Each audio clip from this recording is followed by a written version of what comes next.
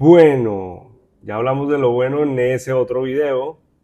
Ahora vamos a hablar de los retos que hemos tenido desde que llegamos a Canadá. Las cosas que pensábamos que eran, pero no fueron. Las cosas que no fueron como nos dijeron. Y las cosas que nos encontramos como que, uy, ahí, como que no hay nada perfecto. Y este país, lejos de ser perfecto, tiene sus retos. Y para recién llegados como nosotros, pues encontramos algunos y queremos compartirlos con ustedes. Recuerda suscribirte al canal, hacer clic en la campanita para que te lleguen las notificaciones cada vez que sale un video nuestro. Comenta, nos gustan tus comentarios, lo leemos todos y bienvenidos, aquí viene la información.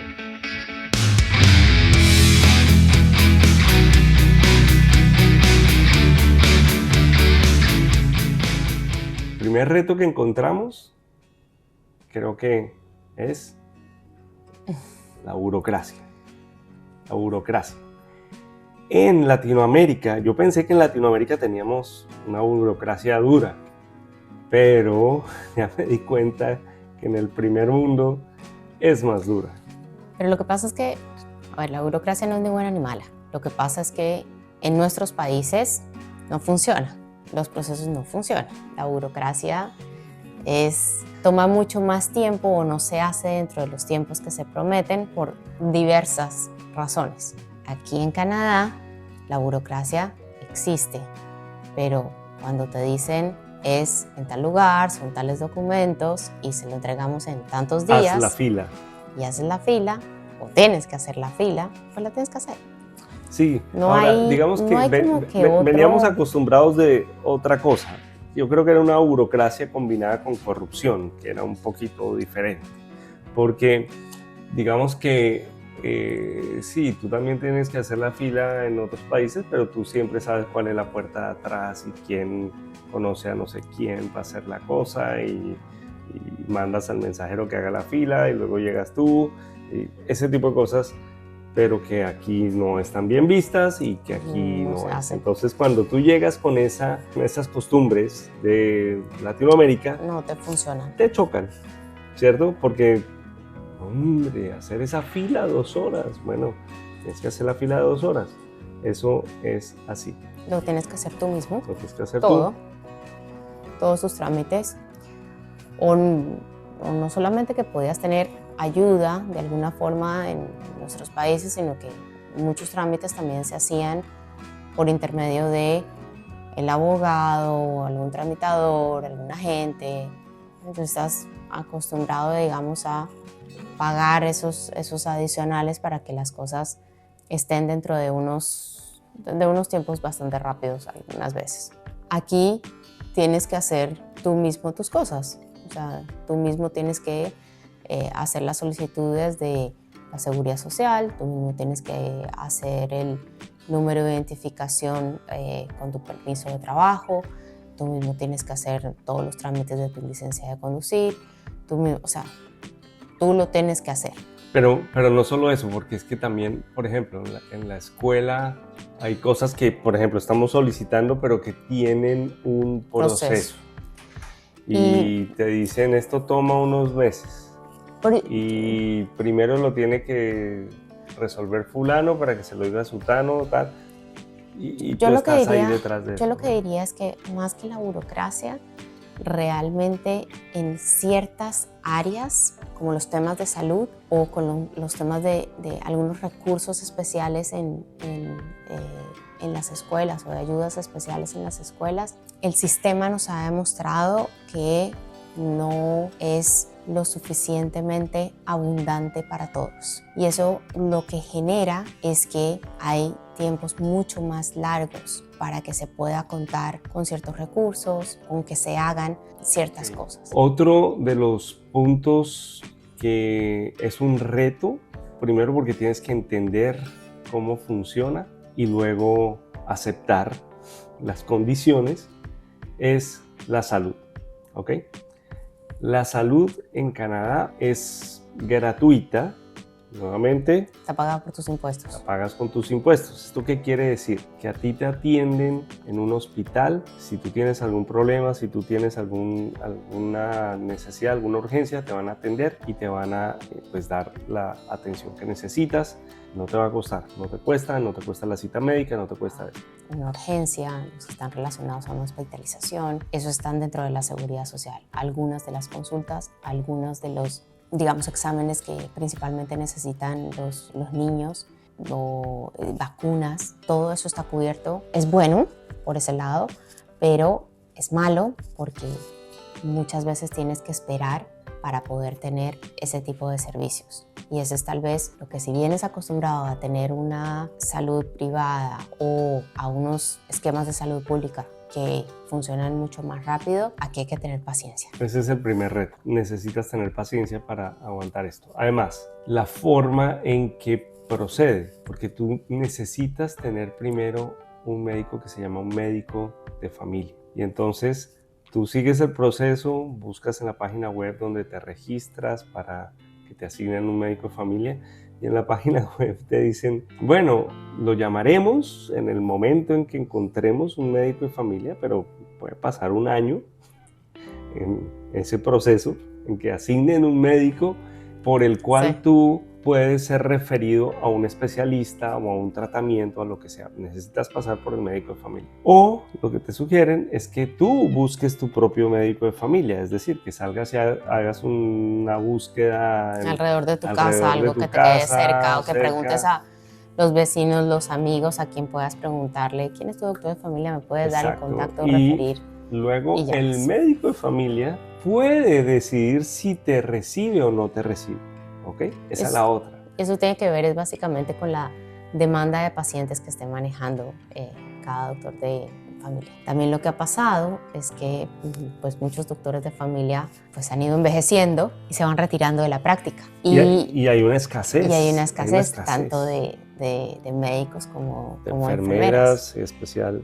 Es decir, este país tiene plata, ¿ok? Tiene recurso económico y tiene unos hospitales del carajo y tiene... Todo eso lo tiene, pero hace falta recurso humano y ese no está tan fácil de conseguir. Y además ha habido unas restricciones de inmigración en esas áreas de salud. Ya hay algunos, estaba leyendo en British Columbia, por ejemplo, está abriendo o siendo más flexibles en los procesos de migración para personal de salud, pero eso es British Columbia, ¿ok?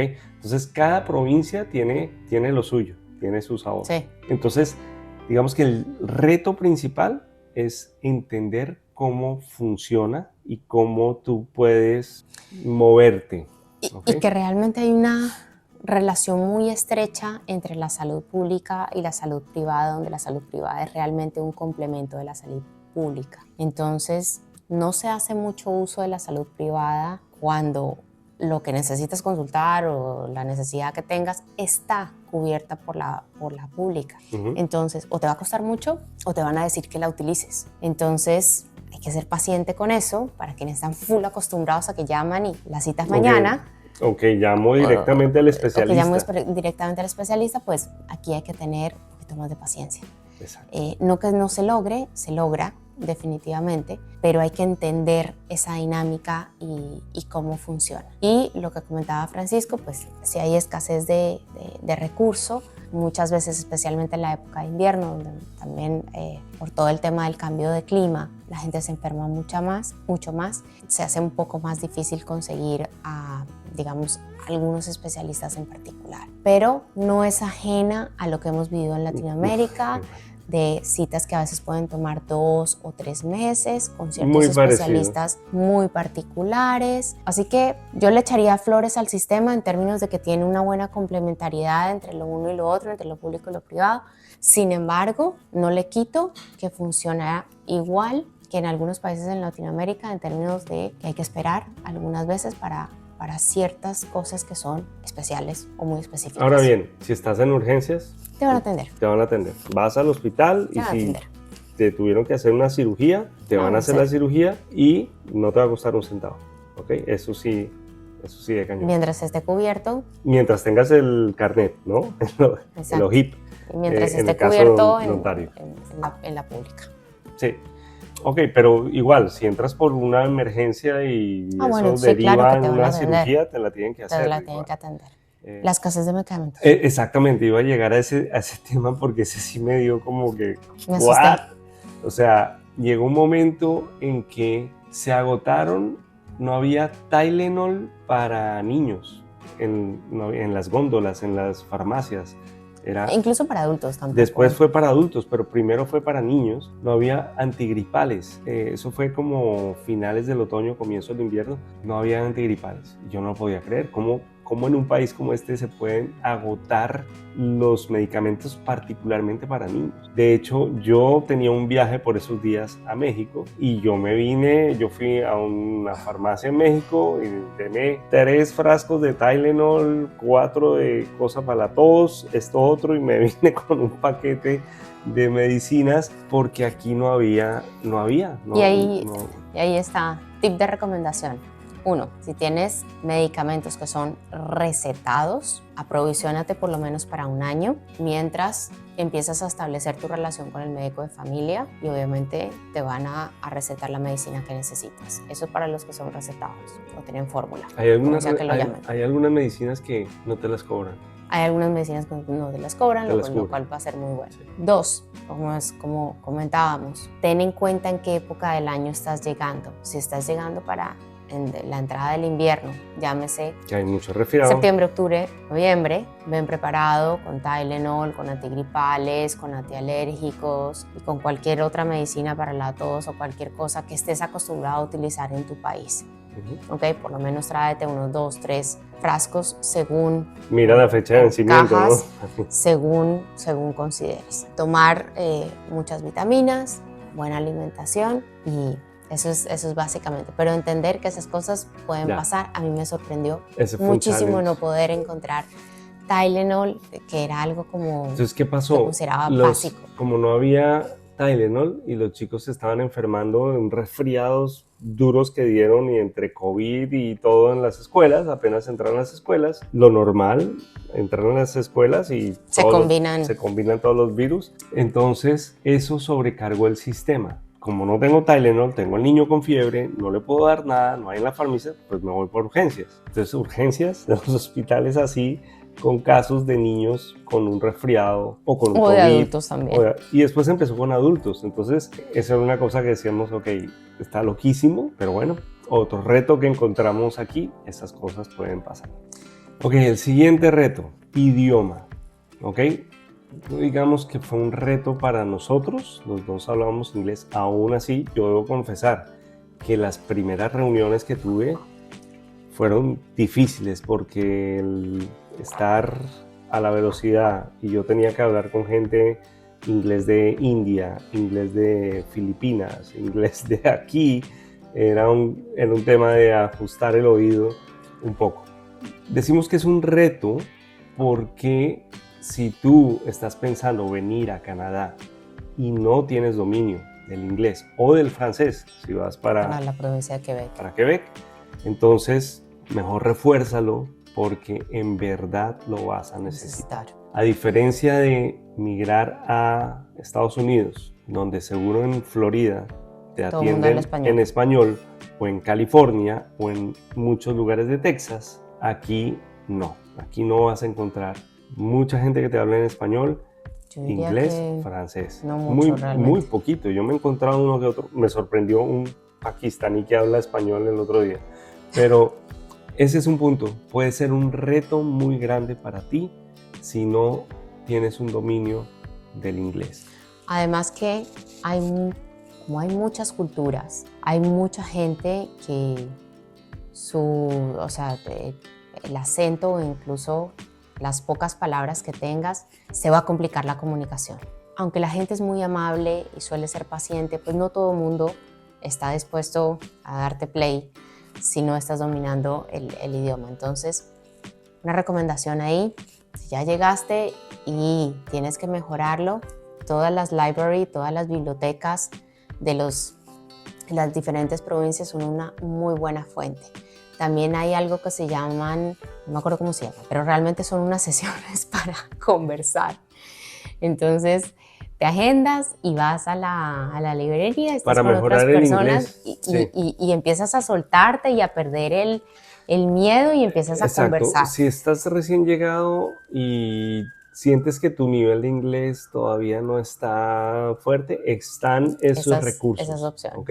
En los centros de En los recién Newcomer llegados, Center Newcomer también. Centers, en las librerías, en la biblioteca, perdón, encuentras estos recursos que son importantes para ayudarte a reforzar tu nivel de inglés. Y muchos de esos son gratuitos. Hay otras que son online, donde te puedes agendar con una persona para conversar o para tener algunas clases, e incluso puedes escoger, la quiero con acento británico la persona, la quiero con acento australiano, según como tú quieras aprender. Pero esas son otras opciones que hay, pero definitivamente es un challenge que hay que superar rápido. Rapidito. Ok, el otro reto es ejercicio.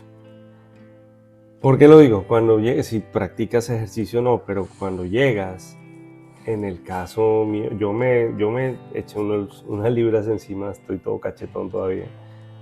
Ya empecé a hacer ejercicio, pero lo que pasa es que hay tanta comida tan rica.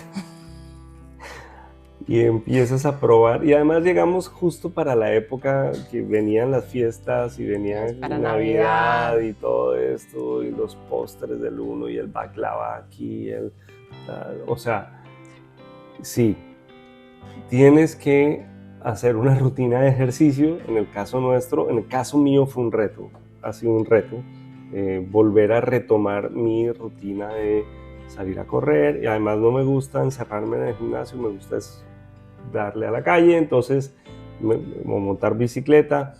Ese ha sido un reto importante, y yo lo que te recomendaría es que te mantengas activo, particularmente para el invierno. Inclusive salir a caminar. Tú estás caminando, ¿cierto? Sí, pero hay muchos, lo que iba a comentar es que también en los community center hay montones de clases disponibles. Entonces tú puedes buscar dónde agendar, no una clase, si quieres, hay algunas actividades que se llaman drop-in, y entonces tú llegas y entras. Supongamos que juegas básquetbol o que nadas.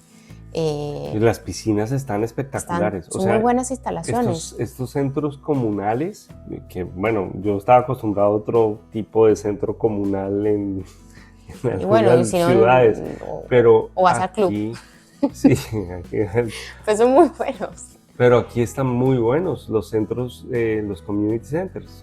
Tienen todas estas facilidades. No todos tienen la piscina, pero tienen el gimnasio y tienen las canchas y tienen todo. Entonces, lo otro es que hay muchos gimnasios también. O sea, para hacer ejercicio tienes. ¿Okay? Pero también hay como estas franquicias de gimnasios. Hay por todos lados. Sí, por todos lados.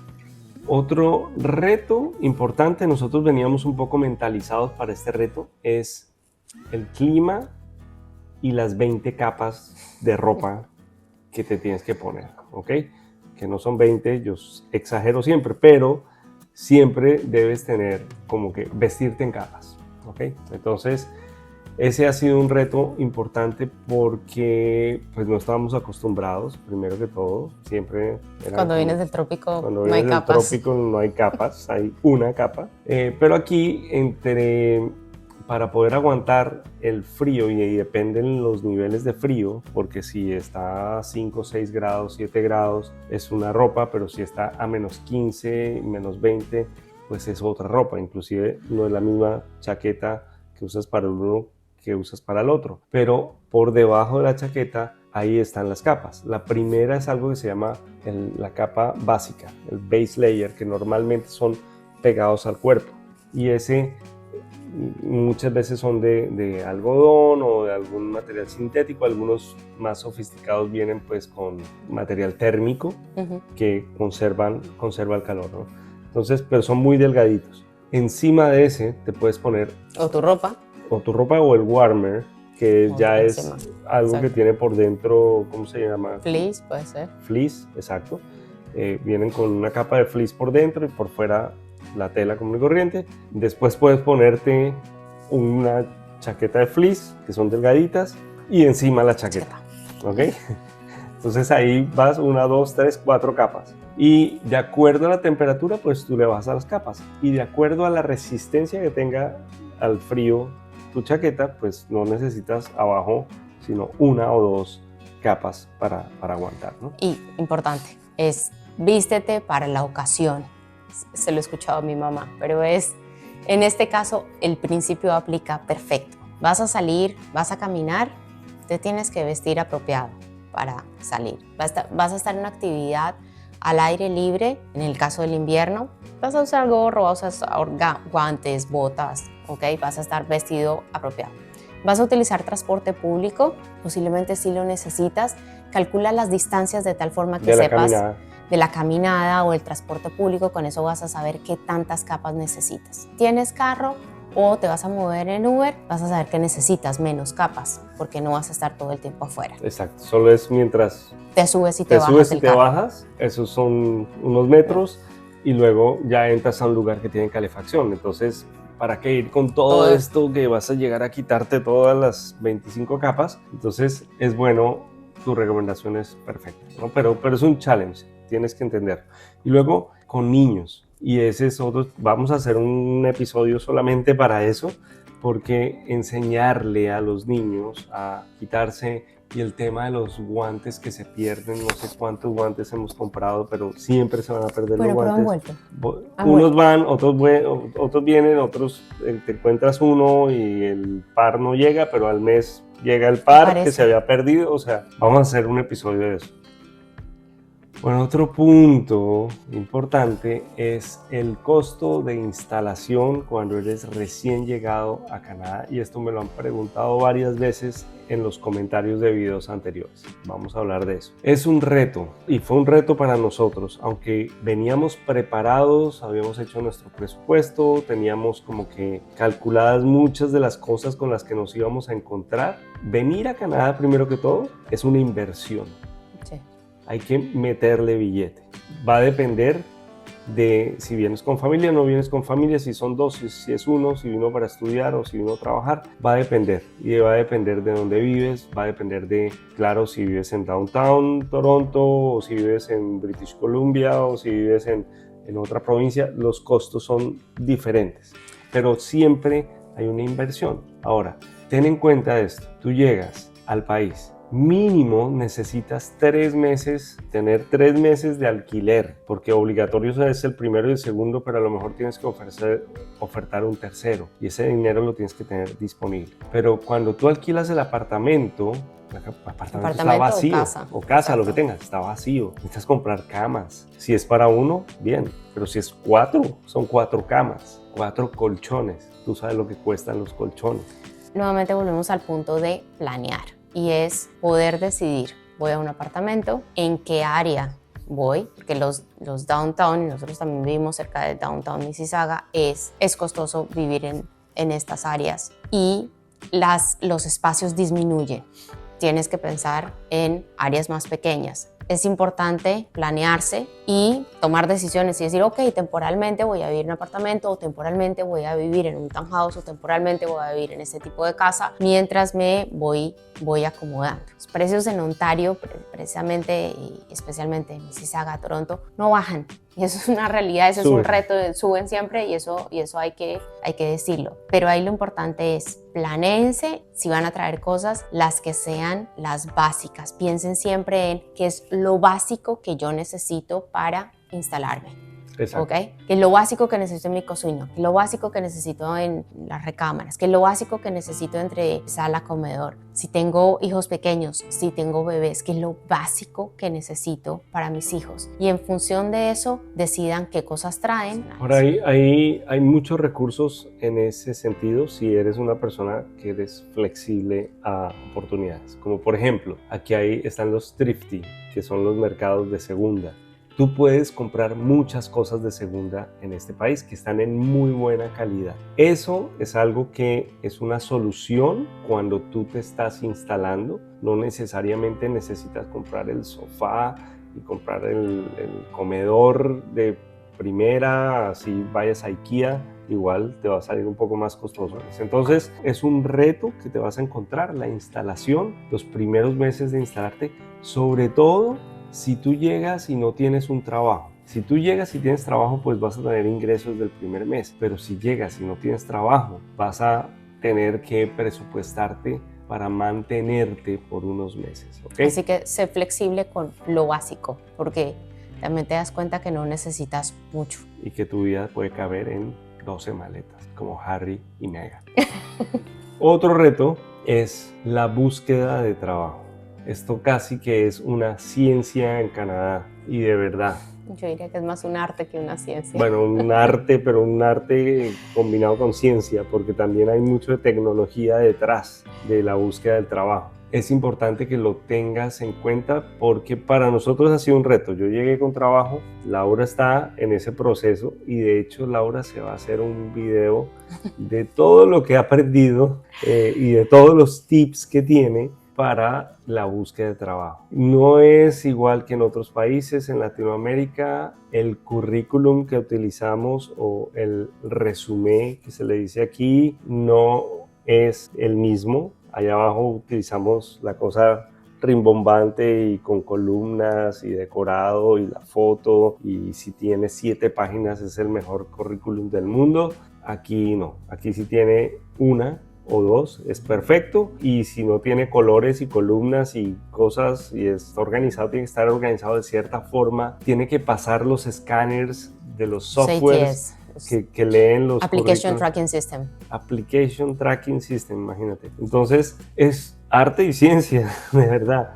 Y lo otro, en Latinoamérica estamos acostumbrados a un currículum para las 20 aplicaciones que mandamos o para las 5 o lo que sea. Aquí casi que haces una adaptación por cada aplicación, porque necesita coincidir la oferta de trabajo y los skills que están preguntando, las habilidades, con las que tú demuestras en tu currículum. Si las dos hacen match, pasa al primer filtro y puede pasar hasta el segundo filtro. El primero es la máquina, el ATS, y luego el reclutador que lo lee, y luego que te puedan llamar para una entrevista. Y además, muchas de las empresas exigen que tengas experiencia canadiense. Pero si tú eres nuevo, no tienes experiencia canadiense, necesitas hacerla. Algunas empresas no te dan la oportunidad. Entonces es un tema que puede ser un reto importante si no tienes el estómago para aguantar. Hay que tener paciencia, definitivamente. Y cuando te dicen buscar trabajo, es un trabajo. Es verdad, no exageran. Al principio a mí me parecía un poco como exagerado el tema de la forma y cómo debería venir estructurado y cómo se redacta la experiencia profesional, los skills, cómo deben ir detallados. Con el tiempo te vas dando cuenta que sí es absolutamente importante. Además que cada aplicación te permite no solamente identificar si realmente tienes los skills para esa posición, sino si estás alineado con la visión de esa compañía. Sí es importante hacer el ejercicio. Haré un video muy completo y full detallado con esos temas, sí. Pero lo importante es, llénate de paciencia, sí, busca recursos que hay muchos y muy interesantes. Te voy a compartir en términos de cómo hacerle un scanning a tu resumen y poder identificar si realmente hay ese match correspondiente que se requiere para poder hacer la aplicación, cómo irlo mejorando y algunas otras herramientas que son importantes. Conozco personas que han hecho 300 currículums diferentes y en un café conocieron a alguien y ahí fue como consiguieron su empleo, ¿ok? O personas como Francisco que hicieron una conversación y tuvieron un empleo, así que cada persona es un caso. Vamos a hacer un video sobre eso porque diferente. Cómo conseguir mi trabajo y cómo funciona, pero realmente es un cambio y sí es un challenge, especialmente para los que venimos de Latinoamérica acostumbrados a cómo conectar para las diferentes posiciones. Además hay países en los cuales hay mayor oferta y en otros no tanto. Aquí hay una oferta muy grande, pero los procesos de selección, filtros son bastante estrictos. Que eso es lo que quería decir. Eso es. Tú te encuentras unos canales, no voy a hablar mal, pero te encuentras unos videos en YouTube de ven para Canadá porque aquí sí, hay trabajo y no sé qué, y están buscando 50,000 empresas que... Voy a decirte la verdad pura y como es. Sí hay ofertas, hay necesidad de mano de obra, sí, pero no es tal como que ven que aquí está. No, tú tienes que hacer ese proceso porque tú puedes tener la habilidad, pero a lo mejor como te estás proyectando y como está escrito en tu currículum, no coincide. Nunca va a llegar a esa posición que están buscando porque no te van a ubicar, no te van a... Mientras el currículum no haga match, no va a llegar. Y luego en la entrevista... Puedes llegar por otras vías. Puedes llegar por las vías, obviamente, de tener tu propio headhunter o tu propio reclutador o tu propio, o sea, una persona que te asesore en ese proceso. Ese es otro camino. También hay muchos detalles en torno a eso, pero esa es otra historia y esos son otros costos. Entonces, sí, realmente todo depende por dónde lo quieras afrontar. Ahora, no es imposible. No es imposible. No y es lo imposible. Otro es que... No quiero desanimar a la gente aquí. No es imposible. Hay trabajo, hay oportunidades, pero vas a tener que cambiarte el chip que traemos de Latinoamérica, por eso es un reto. Hay que cambiar el chip, hay que adaptarse a la forma y no hay que resistirlo, porque si tú tienes que hacer 25 aplicaciones y hacer tu resumen 25 veces, porque para cada una la tienes que hacer y con una carta de presentación diferente, pues lo tienes que hacer, porque si no, no vas a encontrar lo que necesitas. Por eso buscar trabajo es un trabajo aquí en Canadá. Otra opción es que puedas buscar un trabajo que se llama entry level o un trabajo en una posición que no es realmente la que tú tenías o la que tú quieres o la que estás buscando, pero hacer otro tipo de trabajo. Y esa es otra opción. Y meter un pie en la puerta, como decía. Y eso es válido también. Tienes otro tipo de requisitos, tienes otro tipo de circunstancias, pero es tener flexibilidad y aceptar que esas cosas también pueden darse. Bueno, y el último reto para nosotros ha sido no tener automóvil en 3 meses y medio, y esto es porque no es tan fácil, no es tan sencillo como llegar y tengo el dinero y voy a comprar el automóvil, ¿no? Primero que necesitas tener licencia, y la licencia, estoy haciendo un video sobre la licencia porque ese es todo otro capítulo y es todo otro proceso. En Ontario hay otras provincias donde es más fácil sacar licencia aquí en Canadá, pero por lo menos en Ontario tienes esta escala de G1, G2, G Full, que te puede tomar más de 20 meses pasar todo el proceso para que llegues a tener tu licencia full. Pero hay formas de pasarlo. Entonces, luego de que tienes la licencia de conducir, entonces ya puedes aplicar a comprar un automóvil, ¿ok? Porque no te lo venden si no tienes la licencia. Si tienes la licencia G1 te va a costar más el seguro, y si tienes la G2 te va a costar más o menos lo mismo. Si tienes la G Full, depende. Entonces hay ciertas cosas y ciertos trucos que te los voy a explicar en el otro video. El otro tema es la compra del automóvil. Si vas a comprar un automóvil de segunda, entonces los carros aquí son bien apaleados. Tienes que tener en cuenta que la sal va corroyendo más que la sal del salitre en la playa y lo que teníamos en Panamá. Aquí se desgasta mucho por la sal que ponen en la calle para derretir la nieve. Los carros que tengan 6, 7 años normalmente, y aquí les metes muchos kilómetros, entonces normalmente tienen mucho desgaste. Entonces vas a comprar un automóvil que ya va a empezar a pedir repuestos. Si eres una persona que te gusta ser de mecánico, sabes cómo hacerlo, tienes una casa con garaje, go for it por un carro que sea usado. No a todas las anteriores. Ninguna de las anteriores era nuestra opción. No. Así que... Tenemos dos opciones y es automóvil nuevo, pero una opción que es automóvil nuevo, pero... Es comprarlo o tomarlo en leasing. O tomarlo en leasing. Entonces estamos en ese proceso. El reto, porque estamos en un video de retos, el reto es pues todo esto que tienes y pasa el tiempo, ¿no? Entonces para comprar el automóvil además tienes que tener un récord crediticio, tienes que construir tu récord crediticio, que ese es otro reto importante. Entonces tienes que cuidar bien y saber y sacar tu cuenta y sacar la tarjeta de crédito y sacar el celular y las otras cosas que pueden ayudarte a tener un buen score crediticio. Pero tienes que pagar en los tiempos. A tiempo para tener un buen comportamiento de pago. pago. Un buen comportamiento, por lo menos de 3 meses, y ahí empiezan a considerarte como un sujeto de crédito para un préstamo de automóvil. Y lo otro es que no te vengas a enloquecer a comprarte un automóvil que no puedas pagar, ¿no? Ese es otro punto importante. Es un reto, estamos en la mitad de ese reto, estamos pasando la licencia y estamos, una vez que tenga la licencia, entonces ya puedo sentarme a hablar con algún concesionario y a ver las ofertas. En verdad necesito que me presenten las dos cosas, el leasing y la compra de un automóvil, y ya miraremos qué vamos a hacer. Pero ese es el último reto que queríamos presentarles. Gracias por acompañarnos. Espero que este video haya sido enriquecedor, haya sido bueno para ustedes, para tener claros los puntos, para evitarles a muchos de ustedes sorpresas y rollos, y para darles un poquito de claridad para aquellos que están pensando venir a Canadá y tener este país como su hogar y su país de destino. Después de todos estos retos, yo te hago la pregunta, ¿vale la pena? Sí, vale la pena.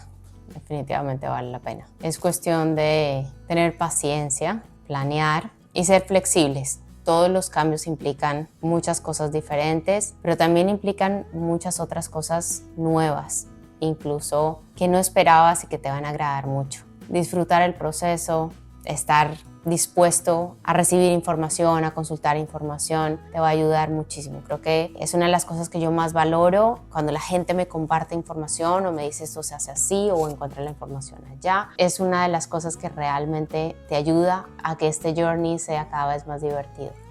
Bien, gracias por estar con nosotros. No se olviden de suscribirse, de hacer clic en la campanita para las notificaciones de los videos y comentarnos si tienen comentarios. Con mucho gusto podemos responder a las preguntas que tengan. Gracias.